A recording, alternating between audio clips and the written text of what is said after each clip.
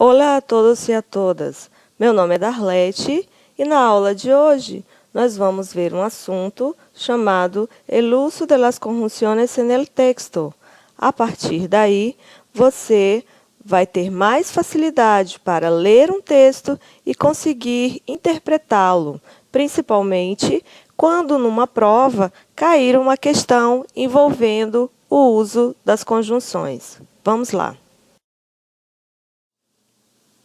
As primeiras conjunções são as adversativas. Vamos lá? Temos aí o pero, sin embargo e no obstante. Vejamos os exemplos. Quiero ir al cine, pero no tengo tiempo. Llovía en aquella tarde, sin embargo, no estaba frío. Na primeira oração, quiero ir al cine, pero no tengo tiempo. Quero ir ao cinema, porém não tenho tempo. Querer ir ao cinema e não ter tempo para ir ao cinema são ideias contrárias, adversativas, opostas. Observem aí que o pero, sin embargo e no obstante, eles têm o mesmo significado. Significa dizer que uma conjunção dessa pode ser substituída pela outra. Então, tanto faz se eu digo quiero ir al cine, pero no tengo dinero, sin embargo, no tengo dinero, no obstante, no tengo dinero. A outra conjunção é o sino. Vejamos aí o exemplo. Los hombres no nacen el día en que la madre los trae al mundo, sino cuando la vida los obliga a traerse a si mismo. Vejam a tradução. Os homens não nascem no dia em que a mãe os traz ao mundo, mas sim quando a vida os obriga a tornar-se eles mesmos. Esse sino, ele poderia ser traduzido por senão, mas sim, e sim, a não ser. Ele também me dá uma ideia oposta, ou seja, os homens não nascem assim, mas nascem de outra forma. Qual é a diferença do uso do sino para o uso do pero? Observem que eu começo a oração com uma negação. Vejam, los hombres no nacen el día en que la madre los trae al mundo, sino cuando la vida los obliga a traerse a sí mismo. Los hombres no nacen así, sino assim. Então, sempre que aparecer este sino, vai ter uma negação, mas é uma negação no sentido de explicar ou de opor a oração, uma oração a outra oração. Nós temos também as conjunções copulativas. Qual é a função delas? Unir palavras, unir orações. Vejam, los niños e los adultos devem vacunar-se. As crianças e os adultos devem se vacinar. Ni trabaja, ni estudia. Nem trabalha, nem estuda. Es educado e inteligente. Ellos son padre e hijo. Vejam que nessas duas últimas orações, esse educado e inteligente é educado e inteligente. Eu utilizei a conjunção e. E na última também. Ellos son padre e hijo. Eles são pai e filho. Vejam, a conjunção principal é a conjunção y. Só que nesses dois casos específicos eu estou utilizando a conjunção e. Por quê? Porque a palavra seguinte começa com a letra i. Inteligente ou com a letra HI, hijo. Para não ter uma junção fonética, uma cacofonia, eu vou fazer esta troca do Y, do Y, pelo E. Mas olha aqui abaixo a palavra ojo. Ojo significa cuidado.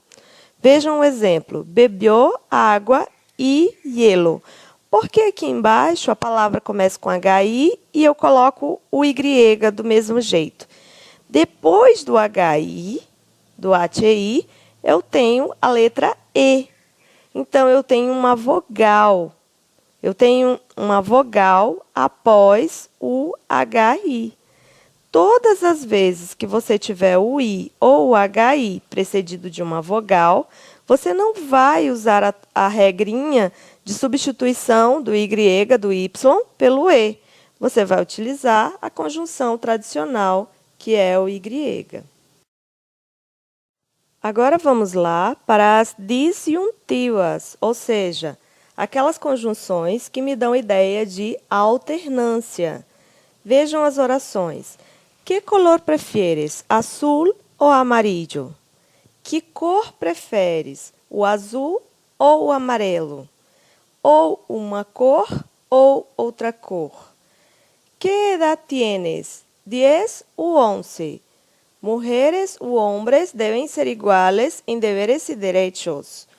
Verifiquem aí, gente, que a conjunção principal é o O, igualzinho à primeira oração. Mas das duas últimas orações, eu estou utilizando o U. Por que eu utilizei o U aí? O U também significa ou. Mas nesse caso, ó, que edad tienes? 10 ou 11. Depois do U, eu tenho a letra O, da palavra once.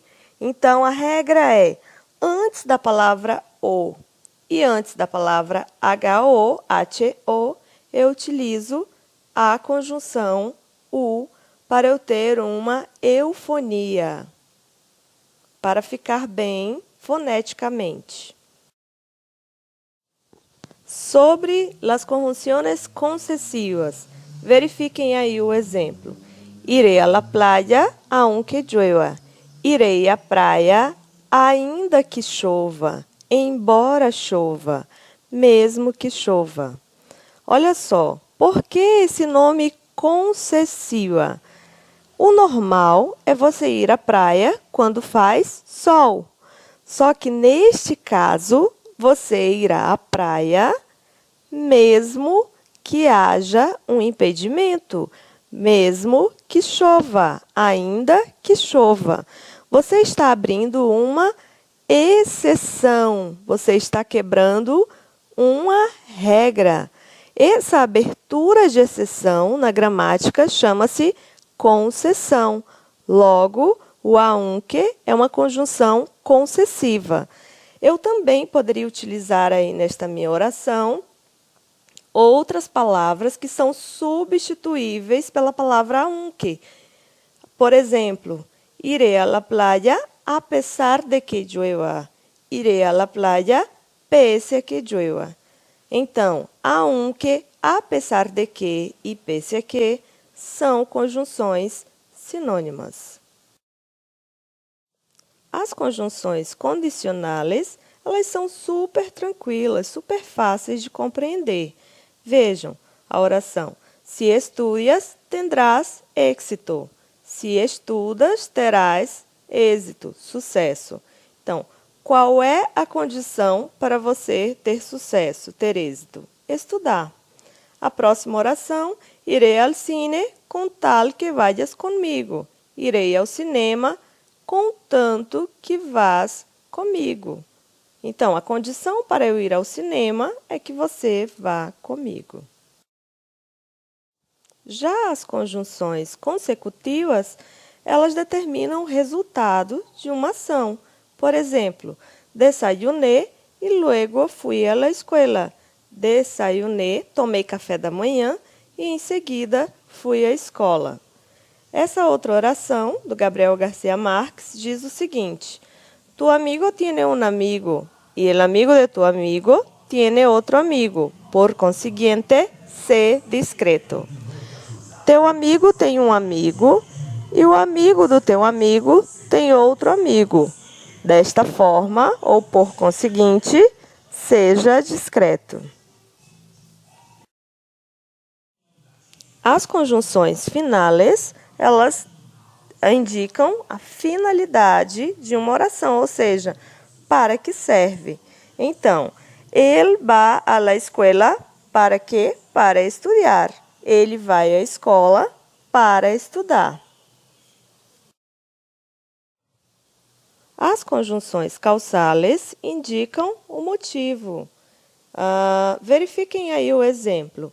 Não dizia nada, já que estava avergonçado.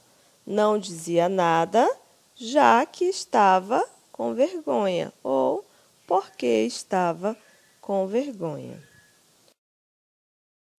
Espero que vocês tenham entendido e que não tenham mais dificuldade em entender as conjunções dentro de um texto. Aguardo vocês nas próximas aulas. Muchas gracias e hasta la próxima.